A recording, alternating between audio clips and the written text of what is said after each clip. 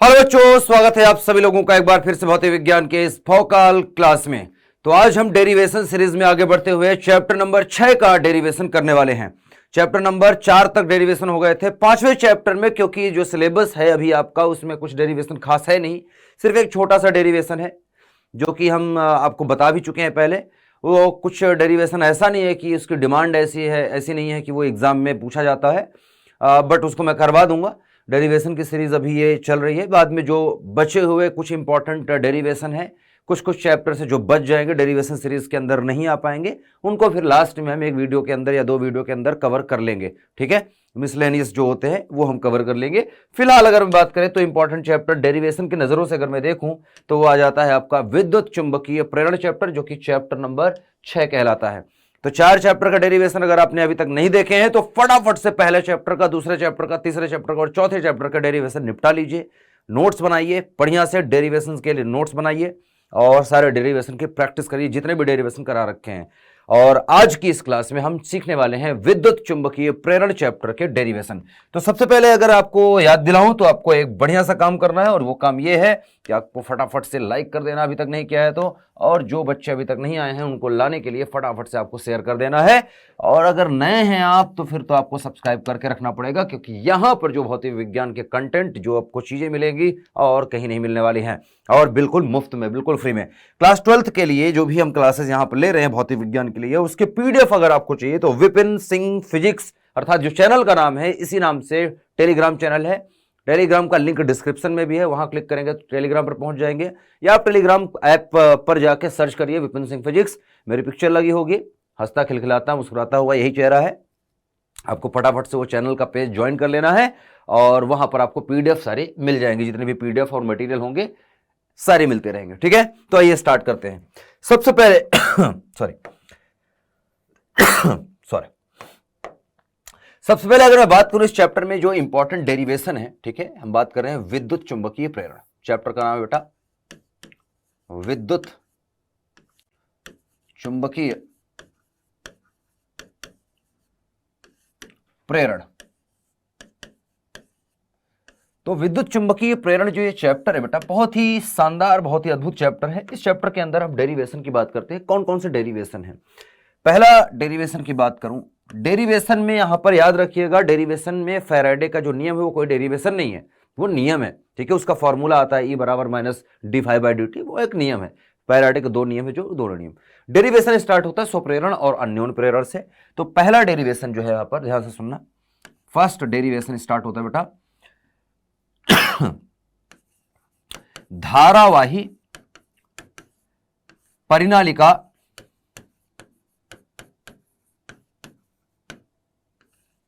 का स्वप्रेरकत्व,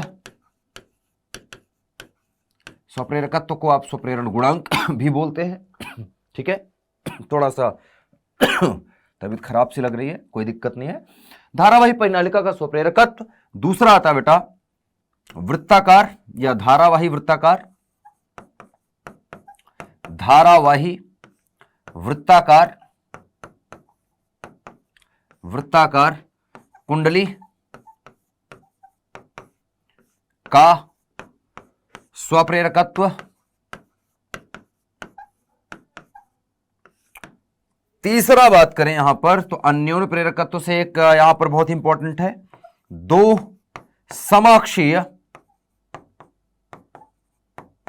समाक्षीय परिनालिकाओं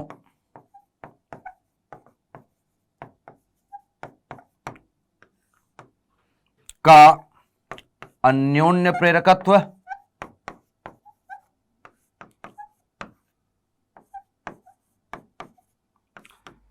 लास्ट में एक और टॉपिक है, बट जो इंपॉर्टेंट है वो ऊपर के 3 है ज्यादातर जो पूछे जाते हैं। हालांकि स्वप्रेरकत्व ज्यादा पूछा गया है, अन्योन्य प्रेरकत्व के नजरिए से अगर मैं देखूं तो उतना नहीं पूछा गया जितना स्वप्रेरकत्व के बारे में पूछा गया, और वो भी वृत्ताकार कुंडली और परिनालिका। तो ऊपर के 2 वाले बहुत इंपॉर्टेंट है। नेक्स्ट अगर बात करें तो यहां पर आता है बेटा एक समान चुंबकीय क्षेत्र में गतिमान, ठीक है, चालक के सिरों पर उत्पन्न विद्युत वाहक बल। तो कह सकते हैं कि गतिक विद्युत वाहक बल इसको हम बोलते हैं। ठीक है, तो गतिक विद्युत वाहक बल, इसको मैं पूरा डिटेल में लिख दूंगा आगे। गतिक विद्युत वाहक बल निकालना, जिसको आपको अगर मैं याद दिलाऊं तो आप लिखते हैं E बराबर BVL साइन थीटा, ये वाला। ठीक है, तो E यहां पर विद्युत वाहक बल है, E बराबर BVL साइन थीटा। L लंबाई का रॉड है जो V चाल से चलेगा अगर एक समान चुंबकीय क्षेत्र में, तो उसके सिरों पर अगर आप देखेंगे तो उसके सिरों पर एक तरह का विभव उत्पन्न हो जाता है BVL साइन थीटा। तो ये विद्युत वाहक बल जो है ये आपको यहां पर कैलकुलेट करने के लिए बोला जाता है। ठीक है, तो ये क्या है और कैसे निकालेंगे हम देखेंगे। ठीक है, फिलहाल हमें जो निकालना है वो ये 3 है। तो स्टार्ट करते हैं फटाफट से, पहले डेरिवेशन की तरफ चलते हैं बेटा। पहला डेरिवेशन है बेटा धारावाही परिनालिका का स्वप्रेरकत्व। धारावाही परिनालिका का स्वप्रेरकत्व। स्वप्रेरकत्व को मैंने आपको कहा स्वप्रेरण गुणांक भी बोलते हैं।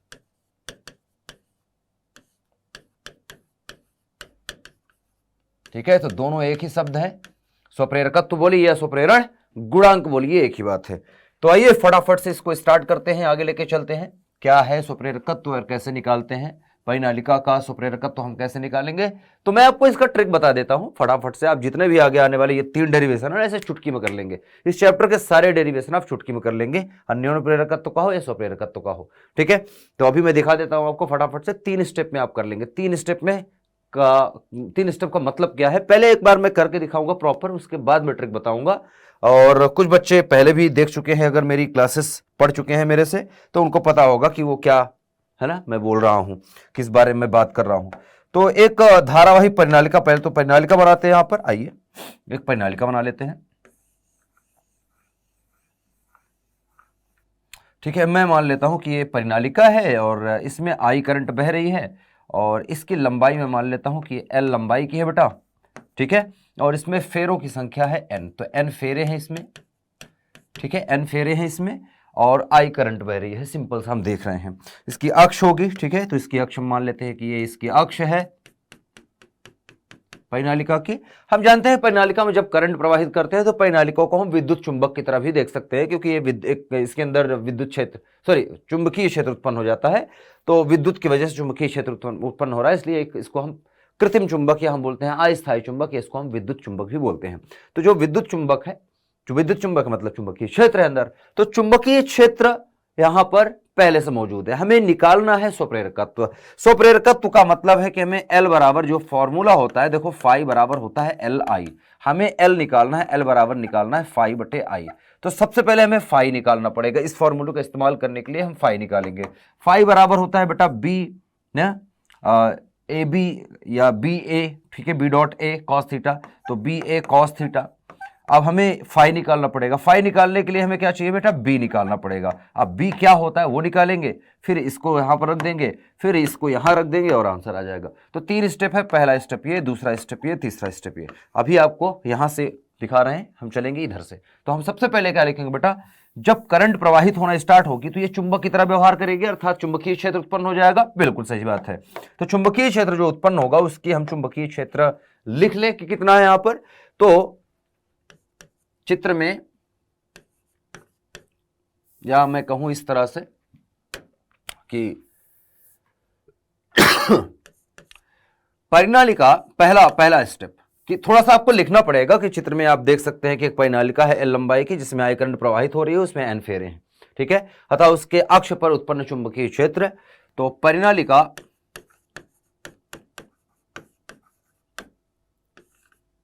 ठीक है के भीतर, जिसको आप बोल सकते हैं या तो बोल सकते हैं अक्ष पर, ठीक है, ठीक है, भीतर या अक्ष पर उत्पन्न चुंबकीय क्षेत्र B बराबर आ जाएगा बेटा। लिखो B बराबर क्या आएगा बेटा, हम जानते हैं B बराबर म्यू नॉट NI होता है। अब यहां N यहां जो है इसको हम बोलते हैं संख्या घनत्व। तो इसको आप लिख सकते हैं म्यू नॉट N बटा L और इनटू आई, तो इसको हम एक साथ लिखे तो इसको हम लिख सकते हैं mu naught N I divide by L. एक फेरे में आई करंट बह रही है तो एन फेरे हैं तो एन आई करंट बहेगी, टोटल हमने लिख लिया। ये आ गई चुंबकीय क्षेत्र बेटा, हम ये पहले से भी जानते हैं, परिनालिका के भीतर उत्पन्न चुंबकीय क्षेत्र यही होता है। ठीक है, अब चुंबकीय क्षेत्र मिल गया तो हमें क्या निकालना पड़ेगा बेटा, फ्लक्स। अब परिनालिका जो है वो स्प्रिंग की तरह है, मतलब है ना, वृत्ताकार फेरे हैं, तो एक वृत्त का क्षेत्रफल कितना होता है, पाई आर स्क्वायर। तो कितने फेरे हैं बेटा, एन फेरे हैं, तो एन फेरों में है ना, एन फेरों में अगर मैं देखूं तो एन फेरों का पूरा क्षेत्रफल लेना पड़ेगा। एक फेरे का क्षेत्रफल पाई आर स्क्वायर, एन फेरों का कितना हो जाएगा, ठीक है, एन पाई आर स्क्वायर। तो एक फेरे में अगर मैं देखूं तो हमें क्योंकि फ्लक्स लिखना है, और फ्लक्स क्या होता है बेटा, ठीक है, हम लिखेंगे अब परिनालिका से संबद्ध चुंबकीय क्षेत्र। क्या लिखेंगे बेटा, परिनालिका,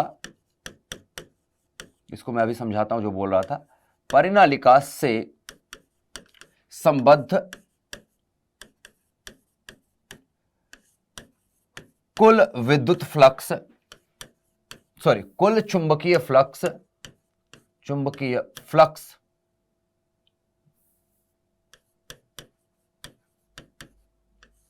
कुल चुंबकीय फ्लक्स फाई बराबर आ जाएगा बेटा, फाई बराबर आ जाएगा बी है, ठीक है, इनटू आएगा एन, ठीक है, इनटू आएगा एन ए। एक फेरे में, एक फेरे का क्षेत्रफल ए है तो एन फेरे है, तो कुल क्षेत्रफल कितना हो गया, एन ए, ठीक है, और इनटू आ जाएगा बेटा कॉस थीटा। कॉस थीटा कितना होगा बेटा, थीटा का मान अगर मैं देखूं तो हम जानते हैं चुंबकीय क्षेत्र रेखाएं जो यहां उत्पन्न हुआ करती हैं वो अंदर जो है समांतर चुंबकीय क्षेत्र रेखाएं उत्पन्न होगी। तो मैं अगर देखूं ऐसे पाइप जो है हमारी पास, जो परिनालिका है, स्प्रिंग है, परिनालिका में सीधी जा रही है तो अक्ष के एकदम समांतर है, एंगल कितना बढ़ेगा बेटा, 0 डिग्री। एंगल कितना बनेगा, क्षेत्रफल सदिश के साथ एंगल कितना बनेगा, 0 डिग्री। तो यहां पर एंगल जो हो गया कॉस थीटा, ठीक है, 0 डिग्री। तो हम लिखेंगे फाई बराबर हमारे पास आ जाएगा एन बी ए और कॉस 0 डिग्री, जो कि होता है बेटा 1, जो कि हमारे पास आ जाएगा फाई बराबर एन बी ए, ठीक है, ये हो गया फाई बराबर एन बी ए, समीकरण नंबर 2। या आप इसको और थोड़ा सा, मैं ये कह रहा हूं कि इसको थोड़ा सा और सॉल्व कर लेते हैं, ठीक है। समीकरण 1 से मान रख दीजिए बी का मान हमने निकाल रखा है, ये वाला उठाइए, फटाफट से रखते हैं। तो फाई बराबर अगर मैं निकालूं तो आ जाएगा एन गुणे बी का मान है बेटा म्यू नॉट एन आई बटा एल, ये हो जाएगा mu not N I divide by L multiply by A, ठीक है, ये ए पहले से आ गया और ये बी का मान लिख दिया, ठीक है। यह हमने लिखा है समीकरण 1 से, ठीक है, समीकरण 1 के अनुसार हमने मान रख दिया बी का, ठीक है, ये आ गया। अब इसको ले चलते हैं यहां। अगर मैं देखूं तो हमारे पास आ चुका है बेटा फाई बराबर म्यू नॉट एन से एन का गुणा होगा N square I A divide by L. अब हमारे पास फाई का मान पता चल चुका है, इसको समीकरण 2 बोल लो या ठीक है जो भी बोल रहा है। अब हम अगर ये मान ले कि माना, ठीक है, अगर मैं कहूं कि माना परिनालिका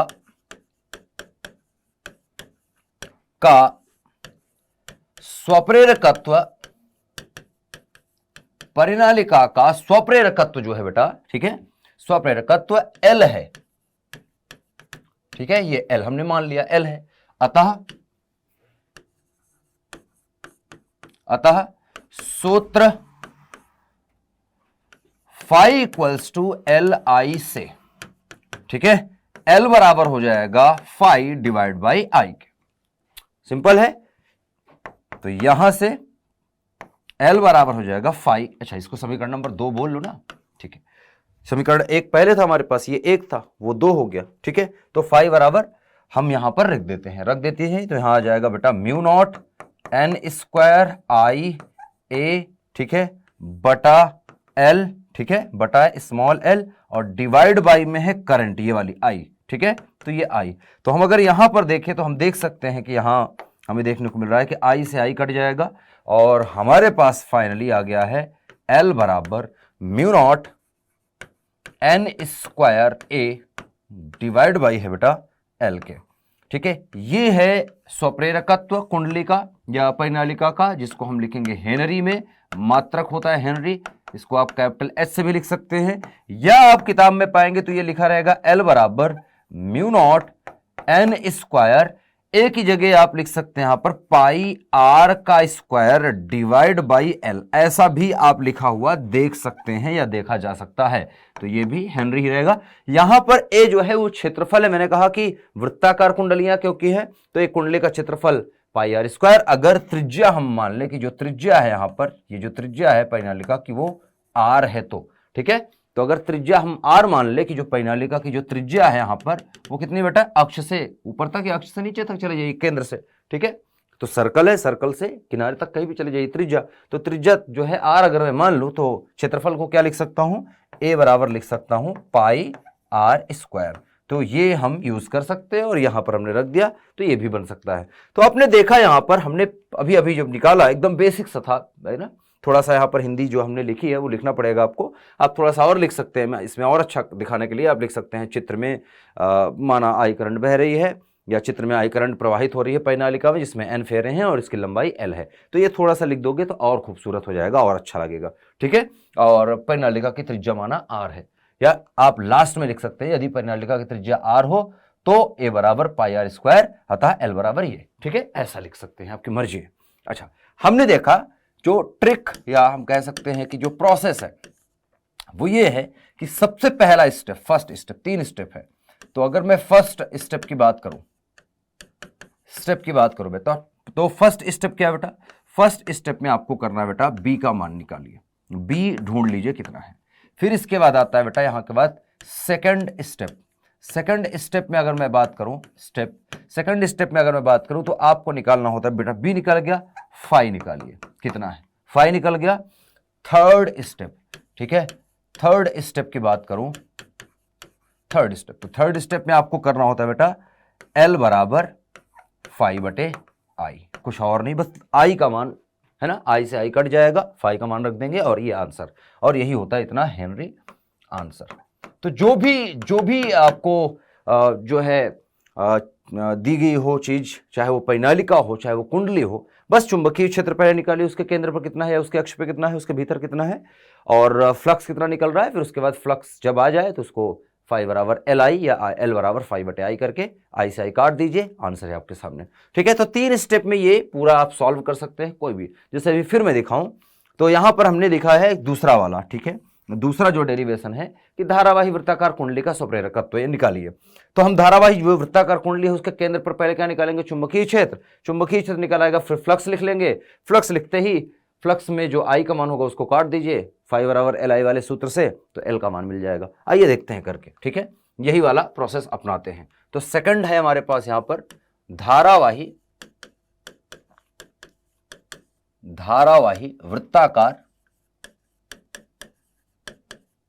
वृत्ताकार कुंडली का स्वप्रेरकत्व, ठीक है, स्वप्रेरकत्व निकालते हैं, आइए देखते हैं क्या है, ठीक है। तो हम एक तो वृत्ताकार कुंडली बनाएंगे पहले, ठीक है, चलिए हम मान लेते हैं कि हमारे लिए कुंडली है,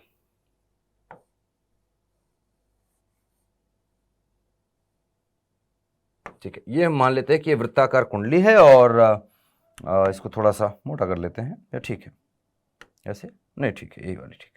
अच्छा, ये कुंडली है हमारे पास, अब इस कुंडली में हम मान लेते हैं एन फेरे हैं, अगर आपको दिखाना है तो आप वैसे देखेंगे तो ये ऐसे भी बना सकते हैं आप एग्जाम में, या आप अपनी किताब के अनुसार भी देखेंगे तो हो सकता है आपकी किताब में यहाँ थोड़ा सा कट हो और यहाँ पर प्यार से ये भी बना हो, ठीक है, ऐसे,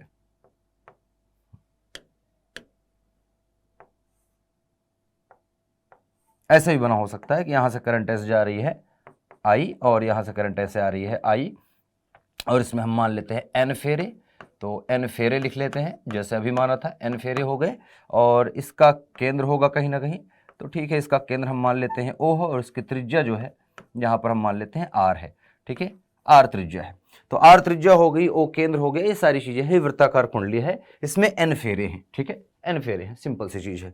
तो आपको सबसे पहले करना है कि माना, ठीक है, स्टार्ट करें, ठीक है, तो हम लिखेंगे सबसे पहले माना, या चित्र में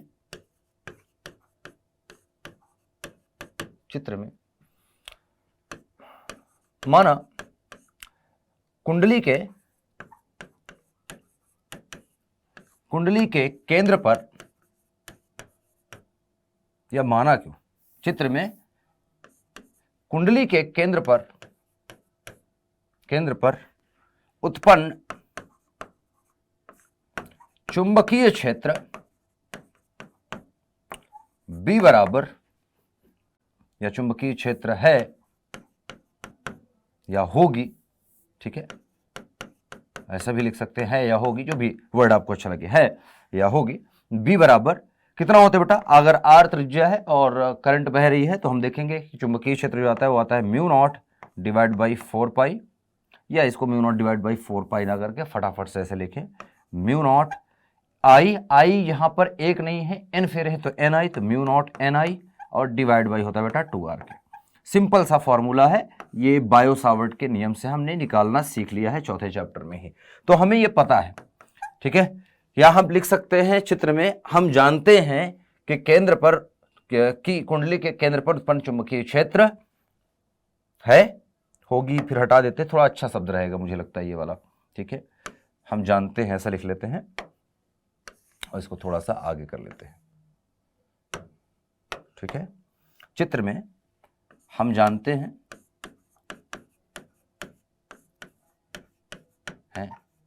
कि कुंडली के केंद्र पर उत्पन्न चुंबकीय क्षेत्र, ठीक है, होता है या होती है, ठीक है, B बराबर इतना। तो आप पूरे चुंबकीय क्षेत्र लिख लिए। अब ठीक है, अब हम आगे बढ़ेंगे और हम लिखेंगे फ्लक्स। कुंडली से संबद्ध फ्लक्स, कुंडली से संबद्ध चुंबकीय फ्लक्स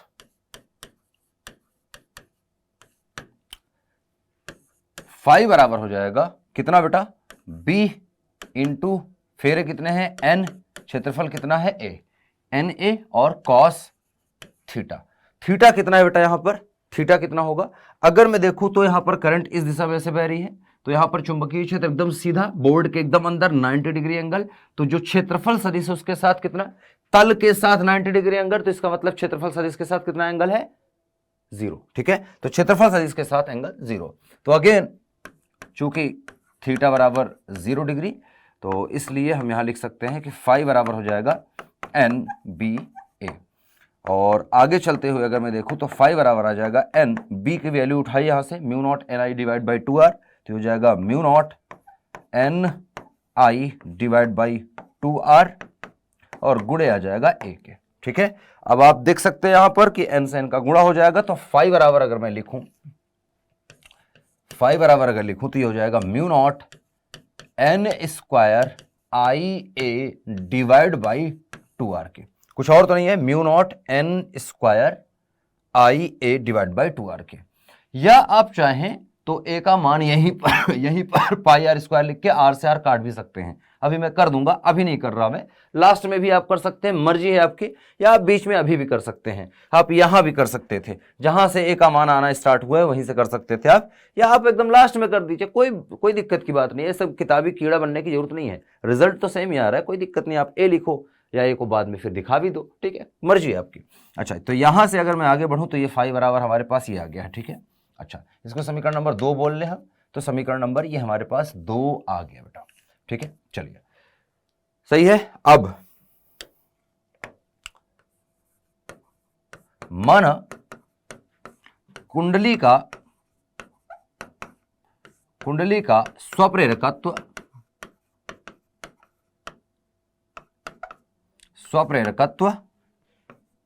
L है, ठीक है, अतः फाई बराबर एल आई से, ठीक है, एल बराबर हो जाएगा बेटा फाई डिवाइड बाई आई के, या आप लिख सकते हैं एल बराबर हो जाएगा फाई में से आई को काट लीजिए, या अगले पेज पे ले चलता हूं इसको, ठीक है, इसको भी इधर लिख लेता हूं, इसको अब देखें तो एल बराबर आ जाएगा फाई डिवाइड बाई आई के। नेक्स्ट पेज पे चलते हैं, फाई का मान लिख लेते हैं, तो जो हमारे पास एल बराबर फाई बटे आई है, इसमें हम फाई का अगर मैं मान रखें तो फाई का मान है mu not an square I A divide by 2r, mu not an square I A divide by 2r, और बटे में i, तो एक i और आ गई यहां पर। आप देख सकते हैं फटाफट से यहां से i से i का खात्मा हो रहा है, तो एक i को एक i से हमने उड़ा दिया। यहां पर हमारे पास फाइनली बचा है L बराबर mu not n square a divide by है 2r के।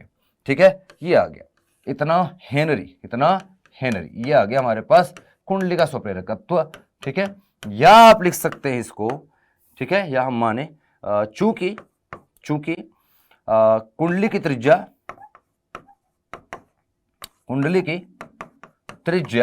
मैं लिख के ऐसा भी लिख सकते हैं, लिखने के तरीके अपने अपने हो सकते हैं। ठीक है, लिखना सीखें।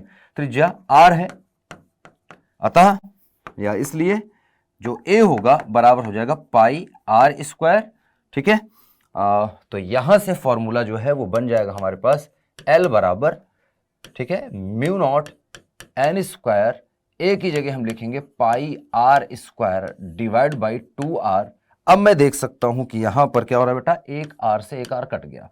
ठीक है, ये कट गया, तो हमारे पास यहां से L बराबर बचा बेटा म्यू नॉट n स्क्वायर, या म्यू नॉट पाई लिख लो, पहले पाई को पहले लिख लेते हैं, mu naught pi n square r divide by 2 के। तो ठीक है, ये पाई म्यू नॉट भी लिख सकते हैं, म्यू नॉट पाई भी लिख सकते हैं, मर्जी है, आगे पीछे किसी को लिखो, गुणा ही तो है सबका। ठीक है, तो ये इतना हेनरी, और ये आपका ये भी एक रूप है लिखने का, इसको भी आप ऐसे लिख सकते हैं। तो बेसिकली मैं कहने का मतलब है कि आप लिखिए, कैसे भी लिखिए, बट रिजल्ट और कॉन्सेप्ट आपके सेम होने चाहिए, अच्छे होने चाहिए। सही कॉन्सेप्ट पे आगे बढ़ेंगे तो रिजल्ट पर आप अच्छे से रिजल्ट पर पहुंच जाएंगे, है ना। तो यहां पर हमने 2 डेरिवेशन कर ली है इस चैप्टर की, जो खूबसूरत डेरिवेशन है।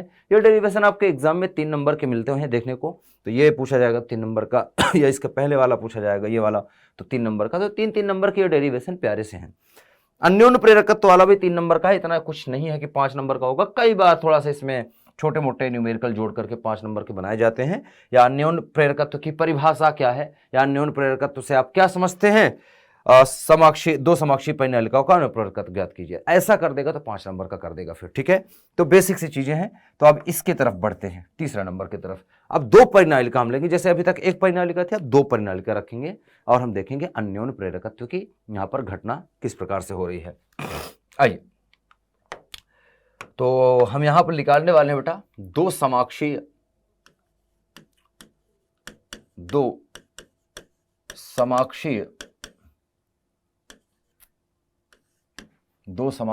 परिनालिकाओं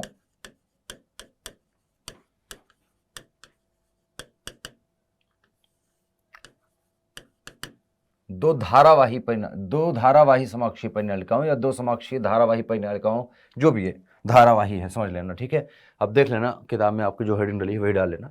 2 समाक्षीय धारावाही परिनालिकाओं के बीच अन्योन्य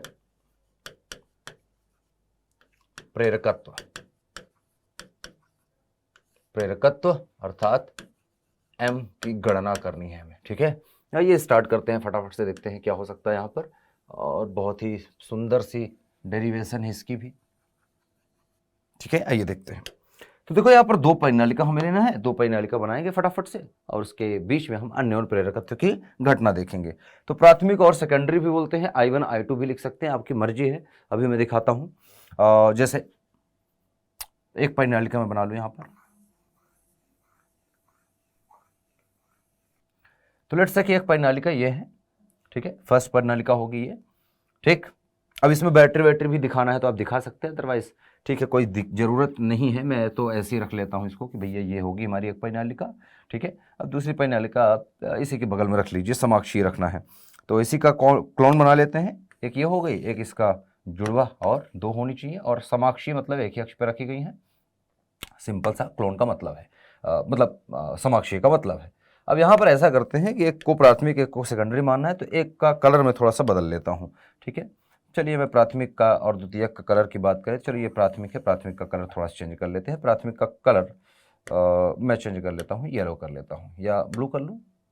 ठीक है, रेड दिख रहा है, रेड कलर बिल्कुल दिख रहा है, तो रेड कलर में कर लेता हूँ एक को, और एक को हमने व्हाइट रखा हुआ है। तो यहाँ पर समाक्षीय परिनालिका का मतलब है कि दोनों के अक्ष यहाँ पर सेम ही है, सेम अक्ष पे रखे गए हैं, ये 0 डिग्री लाइन पर रखे गए हैं, एक दूसरे के एकदम सामने एग्जैक्ट रखी गई हैं दो परिनालिकाएं, और दोनों को हमने मान रखा है कि एक ही जैसी परिनालिकाएं हैं। अच्छा, फेरों की संख्या वगैरह भी इसमें लिखना पड़ेगा आपको। तो मान लेते हैं इसमें n फेरे हैं, इसमें भी मैं मान लूँ n फेरे हैं। आप चाहे तो n1 और n2 फेरा भी मान सकते हैं। मान लीजिए, चलिए n1 फेरा इसमें है, इसमें n2 फेरा है। मैं इसमें मान लेता हूं कि यहां जो करंट बह रही है वो I1 बह रही है। ठीक है, ध्यान से सुनना, वहां करंट नहीं बहेगी बेटा। अन्योन्य प्रेरक का तो जब निकालेंगे तो दोनों जगह वहां तो प्रेरित धारा बहेगी ना। प्राथमिक, ये है प्राथमिक कुंडली या प्राथमिक परिनालिका, कुंडली भी बोलते हैं। ठीक है, और ये द्वितीयक है, द्वितीयक या द्वितीय परिनालिका।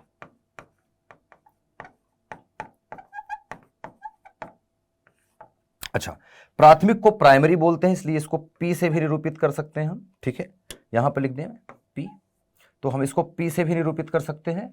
और सेकेंडरी बोलते हैं द्वितीयक को, तो हम S लिख सकते हैं। तो कई बार आप देखेंगे कुछ बुक में, जैसे मैंने I1 करंट लिखी तो यहाँ IP लिखा होता है, IP धारा बह रही, P मतलब प्राथमिक कुंडली में धारा, और N1 की जगह NP लिखा होता है, या N1 N2 भी आप कर सकते हैं, I1 I2 भी कर सकते हैं। ठीक है, मर्जी है भाई। अच्छा, तो करंट सिर्फ यहां बह रही है, यहां पर जो चुंबकीय क्षेत्र उत्पन्न होगा, इसका चुंबकीय क्षेत्र इसके अंदर से गुजरेगा, क्योंकि ये पास में रखी है, तो यहां से गुजरेगा तो इसमें फ्लक्स में परिवर्तन होगा, फ्लक्स में परिवर्तन होगा तो प्रेरित विद्युत वाहक बल उत्पन्न होगा, प्रेरित विद्युत वाहक बल उत्पन्न होगा तो एक करंट यहां पर उत्पन्न हो जाएगी। आपके अगर बुक में इसको कंप्लीट दिखाया है कि यहां पर बैटरी लगी है, वहां पर सिर्फ गैल्वेनोमीटर लगा है, तो वैसा वाला चित्र आप बना लीजिएगा। स्विच वगैरह अगर दिखा रखा है तो बना लेना। ठीक है, थोड़ा सा कॉन्सेप्ट समझने की बारी है, समझते हैं। तो यहां पर हमने माना कि भाई ये दोनों की लंबाई तो मान ले चलो सेम है। चलो मैं मान लेता हूं ये L लंबाई की है, ये भी L लंबाई की है, मान ले, लंबाई मान लेते हैं सेम है, कोई दिक्कत नहीं होनी चाहिए। ठीक है, अच्छा, पहली चीज मुझे यहां पर यह पता है कि देखो करंट सिर्फ यहां बह रही है, तो चुंबकीय क्षेत्र यहीं उत्पन्न होगा, है ना। तो I1 के कारण प्राथमिक कुंडली में, चित्र में चित्रानुसार मैं स्टार्ट करता हूं, ध्यान से सुनना, इसमें लिखने का ढंग थोड़ा बदलना पड़ेगा। तो मैं लिख रहा हूं चित्रानुसार, या चित्र में, चित्रानुसार लिख लो,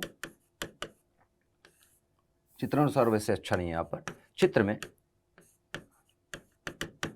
ठीक है, I1 धारा के कारण, अच्छा IP धारा भी लिख सकते हैं हम। ठीक है, I1 धारा के कारण, ठीक है, प्राथमिक कुंडली या प्राथमिक परिनालिका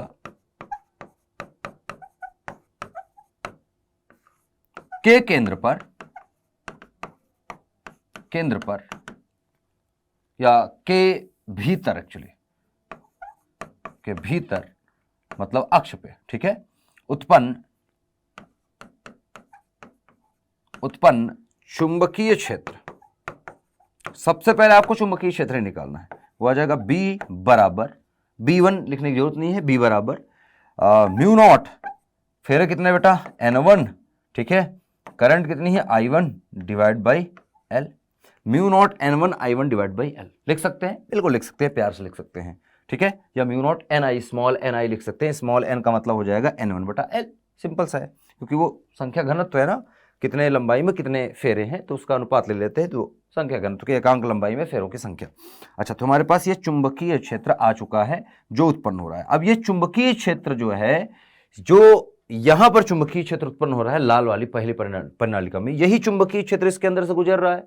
ठीक है, तो ये चुंबकीय क्षेत्र तो सेम है, और लेकिन गुजर इससे रहा है, तो हमें देखना इसमें है, स्वप्रेरकत्व तो नहीं निकाल रहे हैं कि हम इसी में निकालें, इसका तो निकाल चुके हैं स्वप्रेरकत्व, तो हम एक कुंडली का कर चुके हैं, एक परिनालिका का, हमें निकालना है इसका जो चुंबकीय क्षेत्र है, जब इससे गुजरेगा तो क्या होगा, तो इसके क्षेत्रफल से गुजरने वाला फ्लक्स लिखेंगे। तो फ्लक्स जो लिखेंगे वो द्वितीय कुंडली में परिवर्तन देखेंगे, फ्लक्स जो है, फ्लक्स परिवर्तन कहां देखेंगे बेटा, द्वितीय कुंडली में कितना है, तो इसके कारण चुंबकीय क्षेत्र उत्पन्न हो रहा है, और इसका जो चुंबकीय क्षेत्र रेखाएं हैं वो उससे गुजर रही हैं, उसके क्षेत्रफल से, इस परिनालिका के अंदर से, तो यहां पर फ्लक्स आएगा, यहां पर फ्लक्स लिखते हैं वहां पर। ठीक है, तो अब मैं लिखूंगा इस समीकरण एक, मान चलिए मैं कह रहा हूं द्वितीय कुंडली से या द्वितीय परिनालिका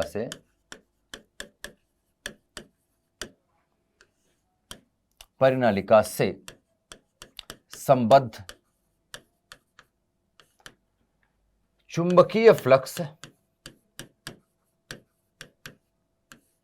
अच्छा, अब इसको हम अब ये भी लिख सकते हैं कि फाई एस लिख दूं, सेकेंडरी कुंडली है तो, या मैं इसको फाई 2 लिख दूं कि भैया फाई और 2 लिख दूं, ठीक है, द्वितीय कुंडली है तो द्वितीय, क्योंकि मैंने I1 I2 ऐसे ऐसी बात कर रहे हैं, N1 N2 ऐसी बात किया, 1 और 2 की बात कर रहे हैं, प्राथमिक कुंडली द्वितीय कुंडली, तो इसको हमने पहली कुंडली मान रखा है P को, और इसको दूसरी कुंडली मान रखा है, लिखा भी है हिंदी में, तो हम 1 और 2 का इस्तेमाल कर रहे हैं। आपकी किताब में अगर P और S इस्तेमाल है तो आप वैसा भी कर सकते हैं, तो हम यहाँ पर सिंपल सा फाई 2 लिख रहे हैं दूसरी कुंडली में संबद्ध, या सिर्फ आप फाई लिख सकते हैं, क्योंकि इसके लिए तो हमें फ्लक्स लिखना भी नहीं है, तो आप सिर्फ फाई लिख सकते हैं, फाई बराबर LI, ठीक है, फाई बराबर LI जो होता है वैसा फाई बराबर MI, यहाँ पर अन्योन प्रेरकत्व है, तो वैसा भी कर सकते हैं। तो फिलहाल मैं फाई 2 लिख रहा हूँ ताकि आपको समझ में आए, द्वितीय कुंडली की बात, द्वितीय परिनालिका की बात कर रहे हैं।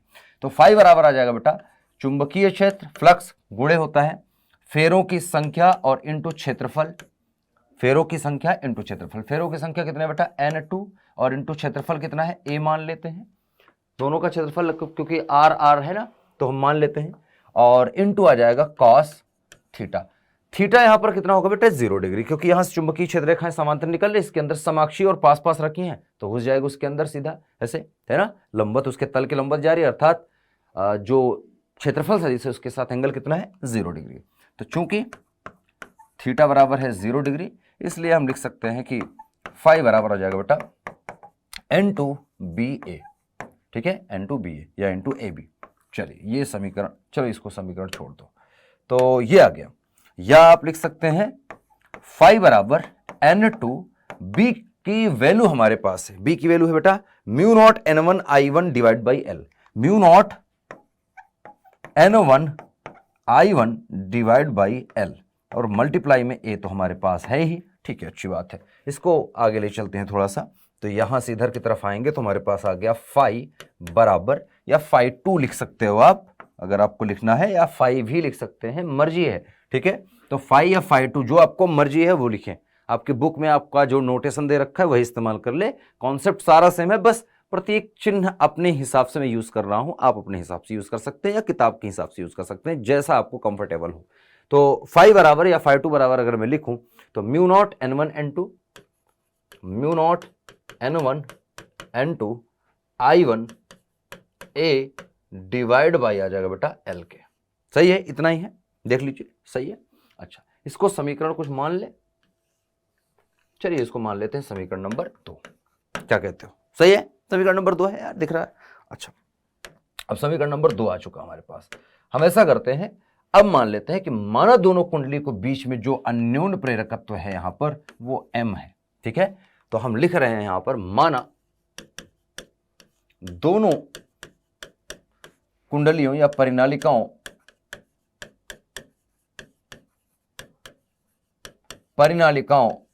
के मध्य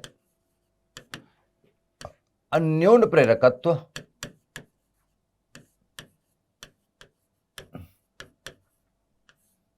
ठीक है, अन्योन्य प्रेरकत्व या अन्योन्य प्रेरण गुणांक M है, ठीक है, अन्योन्य प्रेरकत्व लिखिए या अन्योन्य प्रेरण गुणांक लिखिए। अतः सूत्र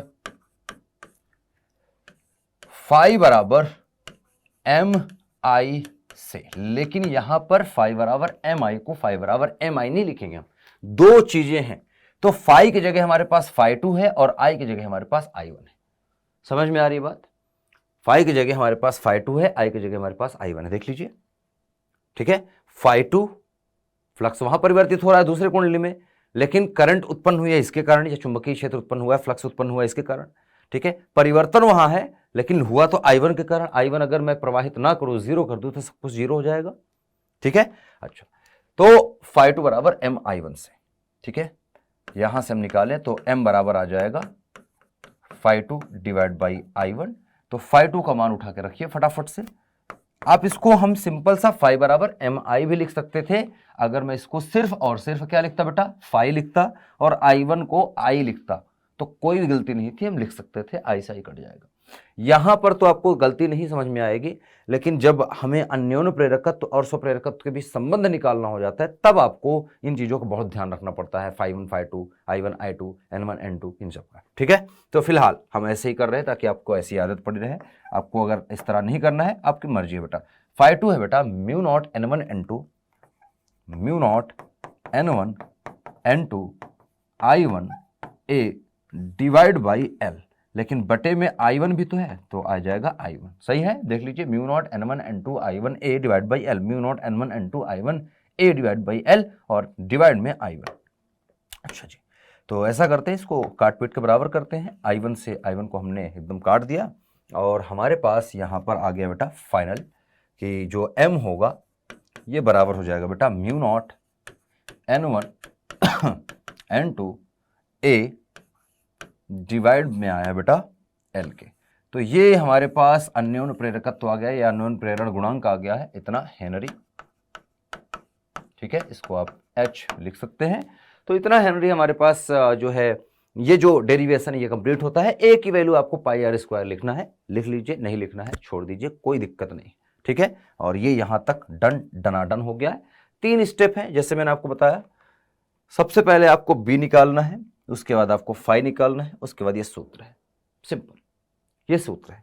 तो सिंपल चीज थी, पहला स्टेप था कि हमने B लिखा, B बराबर हमने निकाला, कितना निकाला बेटा, हमने लिखा म्यू नॉट N1 I, ठीक है, या I1 जो भी था, डिवाइड बाई L किया। दूसरा स्टेप अगर मैं देखूं इसके बाद आया दूसरा स्टेप में हमने फाई बराबर देखा, फाई बराबर आ गया B इंटू N2A, ठीक है, कॉस थीटा तो हो गया, और ये आया। और लास्ट स्टेप, या इसको B का मान यहाँ रख लीजिए, तो ये आप देखेंगे तो ये आपके पास आ जाएगा फाई बराबर, या बराबर करेंगे तो ये आ जाएगा हमारे पास mu naught N1 N2 IA divide by L। और लास्ट स्टेप आपको करना था थर्ड स्टेप। ठीक है, तो आपने थर्ड स्टेप किया और थर्ड स्टेप में लिखा आपने M बराबर, तो फाई डिवाइड बाई I आपने करा, और यहाँ से आपने पाया कि भैया जो M होगा वो हो जाएगा mu naught N1 N2 A divide by L के। सिर्फ I काट दीजिए फाई में से, बाकी सारी चीज़ें सेम है। 3 स्टेप था, इस 3 स्टेप के लिए इतनी सारी है ना चीज़ें हमने की। तो बेसिक सी चीज़ें हैं, अगर आप थोड़ा सा ध्यान से करेंगे बिल्कुल कर पाएंगे, कोई इसमें दो राय नहीं है कि आपसे नहीं बनेगा।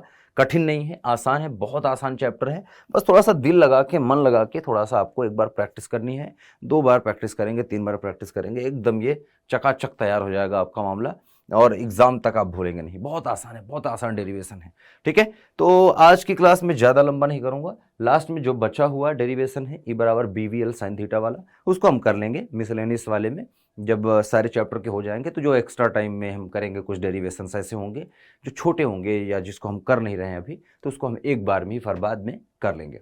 ठीक है, तो आज के लिए बस इतना ही रखेंगे, ज़्यादा डेरिवेशन नहीं, 3 डेरिवेशन इनफ होता है एक दिन में प्रैक्टिस करने के लिए। और इन सभी तीनों डेरिवेशन को कम से कम 3-3 बार प्रैक्टिस करें, खुद से लिखें, एक बार देख के लिखें, फिर बिना देखे लिखें, फिर बिना देखे लिखें, जब तक कि आपको पूरा कॉन्फिडेंस आ नहीं जाता इस टॉपिक पर, या पूरे सही तरीके से आपसे बनने नहीं लगता। ठीक है, तो आज के लिए बस यही रखेंगे। इस वीडियो को शेयर करना अपने दोस्तों तक। फिर मिलेंगे हम नेक्स्ट वीडियो में, तब तक के लिए अपना ध्यान रखें। और जो है कल आपको मॉर्निंग में है ना एक वीडियो भेजी जाएगी संडे को, तो वो आप जरूर एंजॉय करिएगा। तो आज के लिए बस इतना ही, फिर मिलेंगे, तब तक के लिए जय हिंद।